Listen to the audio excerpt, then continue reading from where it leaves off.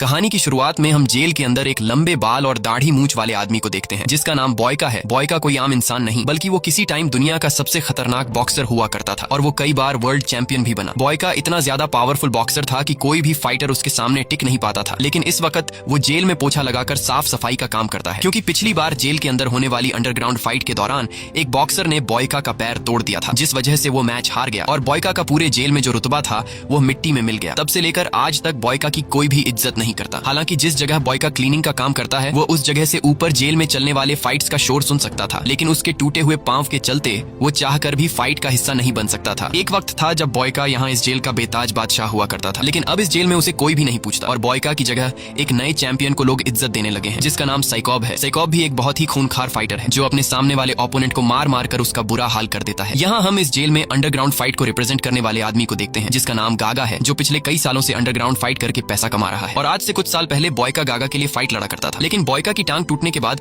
अब साइकॉब गागा का favourite fighter है। फाइट खत्म होने के बाद जब गागा यहाँ से जा रहा होता है तब गागा की नजर बॉयका पर पड़ती है। बॉयका की हालत काफी खराब होती है, जिसे देखकर गागा को बॉयका पर तरस आ जाता है। इसलिए गागा अपने एक आदमी को कुछ पैसे देकर उससे कहता है कि जाओ यह पैसे बॉयका को दे दो। और जब वो आदमी बॉयका को पैसे देने आता है तब बॉयका पैसे लेने से इनकार कर देता है। ये देखकर गागा समझ जाता है कि बॉयका अपनी इस जिंदगी से खुश नहीं है, क्योंकि वो किसी टाइम पर एक बहुत ही अच्छा फाइटर हुआ करता था, जिस वजह से आज भी गागा के दिल में बॉयका के लिए इज्जत होती है। इसलिए गागा खुद बॉयका के पास आता है और उससे कहता है कि तुमने मेरे लिए बहुत सारी फाइट्स लड़ी है जिससे मैंने काफी सारे पैसे कमाए हैं, इसलिए मैं चाहता हूँ कि तुम मेरे ये कुछ पैसे कबूल कर लो। लेकिन बॉयका पैसे लेने से इनकार कर देता है और कहता है कि अगर तुम मेरी मदद करना चाहते हो तो तुम अपने सबसे अच्छे फाइटर यानी साइकॉब से मेरी फाइट करवा दो। यह सुनकर गागा हंस पड़ता है और कहता है कि अब तुम टूटे हुए पांव की वजह से नाकारा हो चुके हो और लड़ने की हालत में बिल्कुल भी नहीं हो, इसलिए मैं तुम्हें रिंग में मरते हुए नहीं देख सकता। यह सुनकर बॉयका को काफी बुरा लगता है, क्योंकि एक वक्त इस जेल पर राज करने वाला बॉयका को आज लोग लाचार समझने लगे हैं और ये सब बॉयका से देखा नहीं जाता। इसलिए वो अपने टूटे हुए टांग पर प्रैक्टिस करना शुरू कर देता है और हर रोज एक्सरसाइज करके खुद को फिर से तैयार करता है। कई दिनों की मेहनत के बाद बॉयका के घुटने में सुधार आता है और फिर बॉयका अपने बाल और दाढ़ी काट कर फिर से खुद को अपने पुराने लुक में ले आता है। दूसरी तरफ हम साइकॉब को देखते हैं जिसका एक फाइटर से मुकाबला था और तभी वहां पर एक आदमी अनाउंस करता है कि इस मैच में जो भी फाइटर जीतेगा वो फाइटर इंटरनेशनल लेवल पर खेलेगा, जहां और भी कई सारे जेल से दुनिया के सबसे बेहतरीन फाइटर आए होंगे। और अगर वो मुकाबला कोई जीत गया तो उस कैदी के सारे क्रिमिनल रिकॉर्ड खत्म कर दिए जाएंगे और जीतने वाले कैदी को जेल से हमेशा के लिए आजाद कर दिया जाएगा, जिसके बाद मुकाबला शुरू हो जाता है। और हमेशा की तरह इस बार भी साइकॉब बड़ी आसानी से अपने ओपोनेंट को हरा देता है और खुशी से झूमने लगता है। लेकिन तभी वहां पर बॉयका आ जाता है और बॉयका पीछे से साइकॉब पर पानी फेंक कर उसे चैलेंज देता है कि अगर तुम एक असली फाइटर हो तो मुझे हरा के दिखाओ। यह सुनकर साइकॉब भी काफी गुस्सा हो जाता है और अब वो कैसे भी करके बॉयका को पीटना चाहता था। बॉयका भी इस फाइट के लिए तैयार था और वो अपनी पुरानी खोई हुई इज्जत वापस जीतना चाहता था, क्योंकि जेल के सारे लोग भूल चुके थे कि बॉयका कभी फाइटर हुआ करता था। इसीलिए आज बॉयका सबको याद दिलाना चाहता है कि वो अब पहले से भी ज्यादा खतरनाक फाइटर बन चुका है। लेकिन यहाँ का वार्डन नहीं चाहता था कि साइकॉब और बॉयका के बीच फाइट हो, इसलिए गार्ड्स बॉयका को पकड़ लेते हैं। पर यहाँ गागा बॉयका के जुनून को देखते हुए फाइट की परमिशन दे देता है, जिसके बाद बॉयका और साइकॉब के बीच फाइट छिड़ जाती है। साइकॉब बॉयका पर टूट पड़ता है, लेकिन बॉयका साइकॉब के मूव्स को काफी आसानी से रोक देता है और साइकॉब बॉयका के सामने ज्यादा देर तक टिक नहीं पाता और यह मैच बॉयका जीत जाता है। ये देखकर जेल के सभी लोग चौंक जाते हैं और गागा बॉयका के फाइटिंग स्किल से काफी इंप्रेस हो जाता है। गागा देखता है कि बॉयका में अभी भी वही पुरानी आग जल रही है, इसीलिए गागा साइकॉब की जगह बॉयका को इंटरनेशनल बॉक्सिंग टूर्नामेंट के लिए सिलेक्ट कर लेता है। लेकिन उस टूर्नामेंट में हिस्सा लेने के लिए बॉयका को इस जेल से दूसरे जेल जाना पड़ेगा और फिर अगले ही दिन बॉयका को उस जेल भेज दिया जाता है जहां पर यह टूर्नामेंट होने वाला है। लेकिन अंदर आते ही बॉयका देखता है कि यहाँ और भी कई सारे फाइटर आए हुए हैं और ये दुनिया के सबसे बेहतरीन फाइटर्स हैं। ये सभी अलग अलग कंट्री से इस फाइट में हिस्सा लेने के लिए आए हैं और हर एक फाइटर इस मैच को जीतने की उम्मीद रखता है, क्योंकि इन्हें पता होता है कि जो भी फाइटर फाइनल मैच जीतेगा उस फाइटर के सारे क्रिमिनल रिकॉर्ड खत्म कर दिए जाएंगे और साथ ही उसे जेल से भी आजाद कर दिया जाएगा। और इन्हीं फाइटर्स में से एक फाइटर जिसका नाम टर्बो है वो वार्डन के साथ बदतमीजी करने लगता है, लेकिन इस जेल का वार्डन बहुत ही ज्यादा स्ट्रिक्ट था, इसीलिए गार्ड टर्बो के पैर में स्टिक मारकर उसे नीचे गिरा देता है। अब यहाँ वार्डन टर्बो और बाकी फाइटर्स के पास आकर उन्हें इस जेल के रूल समझाता है और कहता है कि अगर किसी ने भी रूल तोड़ा तो उसे सीधा मार दिया जाएगा। इसके बाद इन्हें उस जगह पर ले जाया जाता है जहाँ पर यह फाइट होने वाली है और वह फाइट रिंग काफी बड़ा था, जिसे देखकर यह सभी फाइटर समझ जाते हैं कि यह फाइट टूर्नामेंट कितना ग्रैंड होने वाला है, जिसे देखने के लिए बहुत सारे लोग भी आने वाले हैं। इसके बाद सभी कैदियों को उनके सेल में ले जाया जाता है और अगली सुबह वार्डन आकर सभी कैदियों से कहता है कि तुम्हें प्रैक्टिस के लिए सिर्फ 1 घंटा दिया जाएगा, बाकी पूरा दिन तुम्हें काम करना होगा। यह सुनकर सभी कैदियों को काफी अजीब लगता है और वार्डन से यह लोग पूछने लगते हैं कि इस तरह से तो हम फाइट के लिए खुद को तैयार नहीं कर पाएंगे, लेकिन वार्डन इनकी कोई बात नहीं सुनता और कहता है कि अगर 1 घंटे की प्रैक्टिस में तुम लोग खुद को फाइट के लिए तैयार कर सकते हो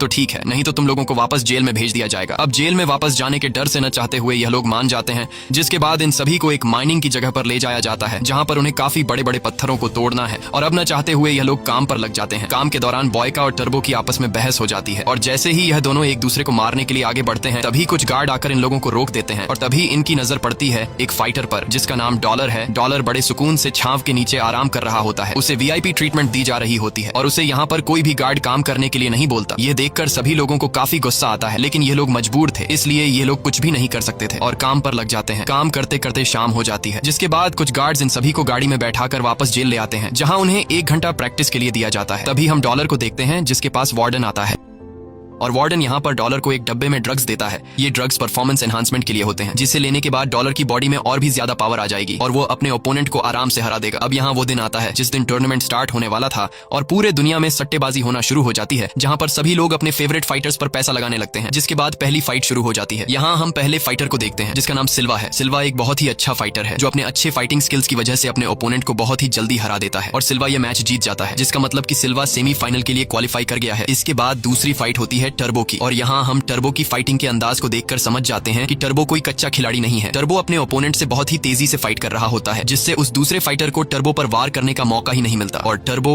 उस फाइटर को हराकर सेमीफाइनल के लिए क्वालिफाई कर देता है। अब तीसरी फाइट होती है बॉयका की और उसका ओपोनेंट फ्रांस का बेहतरीन फाइटर डुपॉन होता है। अब जैसे ही फाइट की शुरुआत होती है तब डुपॉन बॉयका पर हमला कर देता है, लेकिन बॉयका बड़ी आसानी से डुपॉन के पंचेस से खुद को बचाता है और काफी देर तक लड़ने के बाद बॉयका जब समझ जाता है कि डुपॉन थक चुका है तब बॉयका उस पर हमला कर देता है और बॉयका भी डुपॉन को हराकर सेमीफाइनल में पहुंच जाता है। बॉयका के इस मैच को पुराने जेल में उसके साथ ही देख रहे होते हैं, जिस जेल में बॉयका ने कभी अपना राज चलाया था और बॉयका का मैच जीतते हुए देखकर उसके पुराने साथी काफी खुश हो जाते हैं। इसके बाद बारी आती है डॉलर की और डॉलर का भी एक दूसरे फाइटर के साथ मैच स्टार्ट हो जाता है। अब जैसे कि हमें पता है कि डॉलर मैच शुरू होने से पहले ड्रग्स लेता है, इसीलिए वो अपने सामने के ओपोनेंट को बिल्कुल टिकने ही नहीं देता और डॉलर उसे मार मार कर उसका बुरा हाल कर देता है। साथ ही डॉलर भी यह मैच जीतकर सेमीफाइनल के लिए क्वालिफाई कर देता है। इसके बाद सारे हारे हुए लोग वापस जाने की तैयारी करने लगते हैं। उन्हें लग रहा था कि उनको वापस अपनी कंट्री भेज दिया जाएगा, लेकिन ऐसा बिल्कुल भी नहीं होता। वार्डन चुपके से अपने लोगों को कहता है कि उन्हें जेल से बाहर ले जाकर मार डालो। इसके बाद गार्ड्स इन 4 हारे हुए कैदियों को एक वैन में बिठाकर जेल से कुछ दूरी पर ले जाते हैं और उन्हें लाइन से खड़ा करके गार्ड्स इन चारों को मार डालते हैं। अगले दिन जब टर्बो और बॉयका को पत्थर तोड़ने के काम के लिए ले जाया जाता है तब इन दोनों को एक ही चेन से पैरों से बांधा गया होता है। अब इन दोनों की पहले से एक दूसरे के साथ नहीं लग रही थी, इसलिए जल्दी ही इन दोनों के बीच बहस छिड़ जाती है और बहस बढ़ते बढ़ते इनके बीच फाइट शुरू हो जाता है। ये दोनों एक दूसरे को बुरी तरह से मारते हैं और तभी कुछ गार्ड्स की नजर इन पर पड़ती है। गार्ड्स इन दोनों को लड़ते हुए देखकर जल्दी उनके पास आकर इन्हें छुड़ा लेते हैं और अब क्योंकि इन दोनों ने एक दूसरे के साथ लड़ाई करके रूल्स को तोड़ा है, इसलिए गार्ड्स इन्हें जाकर काल कोठरी में बंद कर देते हैं और काल कोठरी में रहते हुए इन दोनों को 1 घंटा एक्सरसाइज के लिए भी नहीं दिया जाता। अब जाकर इन दोनों को अपनी गलती का एहसास होता है और ये दोनों एक दूसरे के साथ बातें करने लगते हैं कि हमें आपस में नहीं लड़ना चाहिए। ये दोनों इस बात को समझ जाते हैं कि वार्डन हम दोनों को आपस में लड़ाकर कमजोर करना चाहता है, क्योंकि हमारा मुकाबला डॉलर के साथ होने वाला है, इसलिए हम दोनों को आपस में लड़ने के बजाय डॉलर के साथ लड़ने की तैयारी करनी चाहिए। अगले दिन गागा और टर्बो का मैनेजर इन दोनों से मिलने आते हैं। यहाँ टर्बो और बॉयका इन दोनों को बताते हैं कि हमारे साथ यहाँ पर काफी बुरा सलूक हो रहा है, हमारे से यहाँ पर दिन रात पत्थर तोड़ने का काम लिया जा रहा है, जबकि हम लोग फाइटर्स हैं और हमें फाइट के लिए तैयार होने का ट्रीटमेंट देने के बजाय हमसे मजदूरी ली जा रही है। ये सुनकर गागा और टर्बो के मैनेजर को काफी गुस्सा आता है और ये दोनों सीधे वार्डन के ऑफिस में जाते हैं। यहाँ वार्डन इनकी मुलाकात करवाता है रीजो नाम के एक आदमी से। रीजो जॉर्जिया का सबसे बड़ा डॉन है और रीजो ही यहाँ का इंटरनेशनल फाइट करवा रहा है, यानी कि सारा का सारा कंट्रोल इसके हाथ में है और रीजो का फाइटर कोई और नहीं बल्कि डॉलर है, इसीलिए डॉलर को यहाँ वीआईपी ट्रीटमेंट दी जा रही है। यहाँ गागा इससे पूछता है कि हमारे फाइटर के साथ ऐसा सलूक क्यों हो रहा है। तब वो माफिया डॉन गागा से कहता है कि यह सब कुछ जानबूझकर किया जा रहा है। मैंने ही वार्डन से कहा है कि वो बाकी सारे फाइटर से काम करवाए ताकि वो लोग कमजोर हो जाए और जब फाइनल में मेरे फाइटर डॉलर के सामने जो फाइटर भी आए वह डॉलर के सामने ज्यादा देर तक टिक नहीं पाए। यहाँ माफिया डॉन इन दोनों को यह भी बता देता है कि इस फाइट की शुरुआत से पहले इसका विनर फिक्स हो चुका है और वो विनर कोई और नहीं बल्कि मेरा फाइटर डॉलर है, इसीलिए तुम दोनों को भी मेरे फाइटर पर पैसे लगाने चाहिए। अगर तुम्हें ज्यादा पैसे कमाने हैं तो अभी भी वक्त है, तुम दोनों सारे के सारे पैसे डॉलर पर लगा दो, क्योंकि वही इस फाइट को जीतने वाला है। तब गागा पूछता है कि हमारे फाइटर्स का क्या होगा, जिस पर माफिया डॉन कहता है कि अपने फाइटर्स को छोड़ो और जो पैसे तुम्हारे पास आने वाले हैं उसके बारे में सोचो। अब ये दोनों ज्यादा पैसा कमाने के लालच में अपने फाइटर्स को मौत के मुंह में छोड़कर माफिया डॉन के साथ हाथ मिला लेते हैं। वहीं दूसरी तरफ हमें बॉयका और टर्बो को दिखाया जाता है जो धीरे धीरे एक दूसरे के साथ अच्छे से बात करने लगते हैं और अपना ज्यादातर वक्त एक दूसरे के साथ बिताने लगते हैं। इन दोनों को समझ आ चुका होता है कि हम दोनों को जानबूझकर ज्यादा टाइम प्रैक्टिस के लिए नहीं दिया जा रहा, क्योंकि अगर हमें प्रैक्टिस के लिए ज्यादा टाइम दिया गया तो हम मैच में डॉलर पर भारी पड़ सकते हैं। इसलिए ये दोनों प्लान बनाते हैं कि जब इन्हें माइनिंग के काम के लिए ले जाया जाएगा वहीं पर ये दोनों प्रैक्टिस किया करेंगे। और अब प्लान के मुताबिक जब भी इन दोनों को माइनिंग की जगह पर काम के लिए ले जाया जाता है तब ये दोनों वहां पर पत्थर भी उठाते हैं और साथ में प्रैक्टिस भी करते हैं। लेकिन प्रैक्टिस के दौरान जब बॉय का एक पत्थर उठा रहा होता है तो फिर से उसके घुटने में दर्द होता है और टर्बो इस चीज को देख लेता है, जिसके बाद टर्बो उसे कुछ जड़ी बूटियां देकर कहता है कि इसे अपने घुटने पर लगा लेना, जिससे तुम्हारा घुटना जल्द ही ठीक हो जाएगा। बॉय का टर्बो की इस सजेशन से काफी खुश हो जाता है। यहाँ हम देखते हैं कि अब इन दोनों के बीच कहीं ना कहीं दोस्ती होना शुरू हो गई है। ये दोनों साथ बैठकर खाना खाते हैं और जेल का जो काम भी हो ये दोनों साथ मिलकर करते हैं। तभी बॉयका की नजर पड़ती है टर्बो के सीने पर बने टैटू पर, जिसे देखकर बॉयका पूछता है कि इस टैटू का मतलब क्या है। तब टर्बो बताता है कि यह टैटू मैंने अपनी वाइफ और बेटी के नाम पर बनाया है। मैं पिछले कई सालों से जेल में हूँ और मेरी बेटी को अब तक नहीं पता कि मेरा पिता जेल में है। जब मेरी बेटी मेरे बारे में पूछती है तब मेरी वाइफ उसे झूठ कहती है कि तुम्हारे पिता किसी काम से दूसरी कंट्री गए हैं और जल्द ही आ जाएंगे। ये सुनकर बॉयका को टर्बो के लिए काफी बुरा लगता है। इसके बाद टर्बो बॉयका से पूछता है कि तुम जेल में कैसे आए और एक फाइटर कैसे बने। तब बॉयका बताता है कि ऊपर वाले ने मुझे फाइट के लिए बनाया है और मैं जानता हूँ कि मैं दुनिया का सबसे बेहतरीन फाइटर हूँ। फाइट के अलावा मुझे कुछ भी नहीं आता, इसीलिए मैं फाइट लड़ता हूँ ताकि दुनिया जाने कि मैं कौन हूँ। और अब वो दिन आ जाता है जिस दिन बॉयका और सिल्वा का सेमीफाइनल होने वाला है। सिल्वा बहुत ही फास्ट और स्ट्रॉन्ग है। सिल्वा को उसके फुर्तीलेपन के लिए जाना जाता है। ये दोनों ही प्लेयर आज का मैच जीतने के लिए पूरी तैयारी करके आए होते हैं, क्योंकि ये दोनों जानते थे कि अगर आज का मैच जो प्लेयर जीत गया वह फाइनल के लिए क्वालिफाई कर जाएगा। इसके बाद मैच स्टार्ट हो जाता है और सिल्वा बॉयका पर टूट पड़ता है। सिल्वा जो कि काफी ज्यादा फ्लेक्सिबल होता है, इसलिए वह बॉयका से काफी अजीब तरीके से लड़ने लगता है। बॉयका को कुछ समझ नहीं आ रहा होता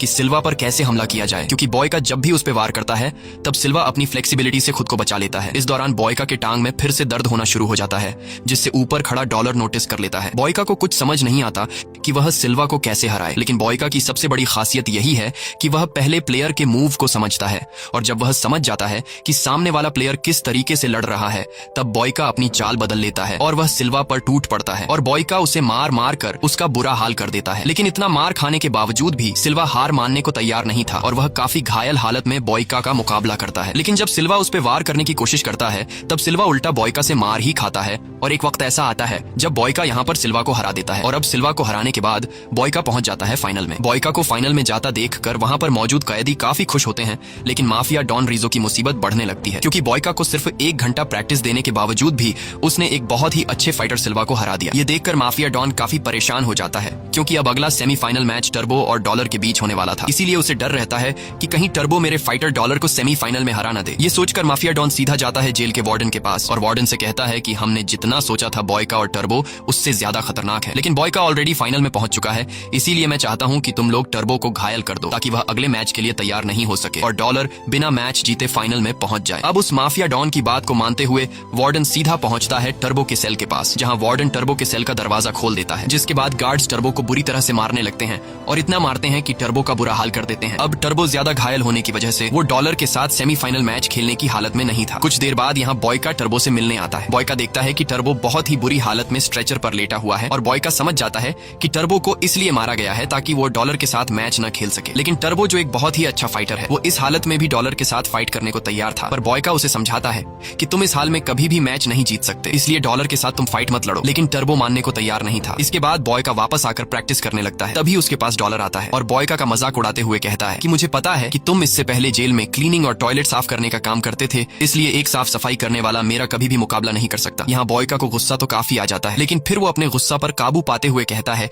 कि यह तो फाइट रिंग में पता चलेगा कि मैं तुम्हारा मुकाबला कर सकता हूँ या फिर नहीं। अगली सुबह इन्हें फिर से पत्थर तोड़ने के काम पर लगा दिया जाता है। यहाँ बॉयका देखता है कि टर्बो की हालत खराब है और बॉयका को पता चलता है कि टर्बो कभी फौज में हुआ करता था। ये पता चलते ही बॉयका टर्बो से कहता है कि तुम यहाँ से आसानी से भाग सकते हो, क्योंकि तुम एक फौजी रह चुके हो। अगर तुम यहाँ से नहीं भागे तो यह लोग तुम्हें मार देंगे। लेकिन टर्बो यहाँ से भागने से इनकार कर देता है। वो कहता है कि मैं पीठ दिखाकर भागना नहीं चाहता, मुझे खुद पर पूरा यकीन है कि मैं इस हालत में भी डॉलर को हरा सकता हूँ और अगर मैं हार भी गया तो मुझे वापस जेल भेज दिया जाएगा। यह सुनकर पास खड़ा एक कैदी बताता है कि तुम्हें पता भी है कि यहाँ लोगों के साथ क्या हो रहा है। यहाँ मैच हारने के बाद फाइटर्स को वापस वापस जेल ले जाने के बहाने जेल से बाहर ले जाया जाता है और फिर उन्हें मार दिया जाता है। ये सुनकर टर्बो घबरा जाता है क्योंकि टर्बो की वाइफ और उसकी बेटी उसका इंतजार कर रही है, इसलिए टर्बो यहाँ से भागने के लिए मान जाता है। अब यहाँ जिस चेन से इन दोनों को बांधा गया था, बॉयका एक हथौड़ा उठाकर उस चेन को तोड़ने लगता है, लेकिन ऐसा करते हुए गार्ड्स इन्हें देख लेते हैं और गार्ड्स दौड़कर इनके पास आते हैं, जिसके बाद टर्बो और बॉयका उन गार्ड से लड़ने लगते हैं और कई सारे गार्ड्स को मारने के बाद उन्हें एक गार्ड के पास चेन की चाबी मिल जाती है, जिससे बॉयका टर्बो के पैर से चेन को खोल देता है और टर्बो यहाँ से भाग जाता है। अब टर्बो को भगाने में मदद करने के लिए गार्ड्स बॉयका के पास आते हैं और उसे मार मार कर बेहोश कर देते हैं। बॉयका की जब आंख खुलती है तब वो एक सेल के अंदर खुद को जंजीरों से बंधा हुआ पाता है और कुछ ही देर बाद बॉयका के पास जेल का वार्डन और माफिया डॉन आते हैं। माफिया डॉन बॉयका से कहता है कि तुमने यहाँ का रूल तोड़ा है, तुमने यहाँ से एक कैदी को भगाने में मदद की है, इसलिए अब तुम्हारा मुकाबला फाइनल में डॉलर के साथ होगा। यह सुनकर बॉयका समझ जाता है कि यह लोग मुझे किसी भी कीमत पर जीतने नहीं देंगे, इसलिए बॉयका उनसे कहता है कि मैं अपने मैनेजर गागा से मिलना चाहता हूँ। और तभी पीछे से गागा आ जाता है, जो कि पहले से बॉयका से छिपकर पीछे खड़ा हुआ था। यहाँ गागा बॉयका से कहता है कि मैं तुमसे ज्यादा पैसों से प्यार करता हूँ। ये सुनकर बॉयका समझ जाता है कि गागा भी इनके साथ मिला हुआ है। अब यहाँ हम देखते हैं कि डॉलर का फाइट होने वाला था सेमीफाइनल में टर्बो के साथ, लेकिन अब क्योंकि टर्बो यहाँ से भाग चुका है, इसीलिए डॉलर अब सीधा फाइनल में पहुंच चुका है और उसका मुकाबला है बॉयका के साथ। इस मैच को देखने के लिए पूरी दुनिया काफी एक्साइटेड होती है, इसीलिए हर जगह लोग अपने फेवरेट प्लेयर पर पैसे लगा रहे होते हैं। लेकिन यहाँ के जो बड़े लेवल के जुआरी हैं उन सभी ने डॉलर पर पैसा लगाया है, क्योंकि उन्हें पहले से पता है कि ये मैच फिक्स है और ये मैच डॉलर जीतेगा। अब यहाँ फाइनली इस मैच की शुरुआत हो जाती है और यहाँ पर डॉलर अपना असली कमाल दिखाता है और काफी फुर्ती से बॉयका से लड़ने लगता है। बॉयका डॉलर के फाइटिंग स्टाइल को देखकर हैरान रह जाता है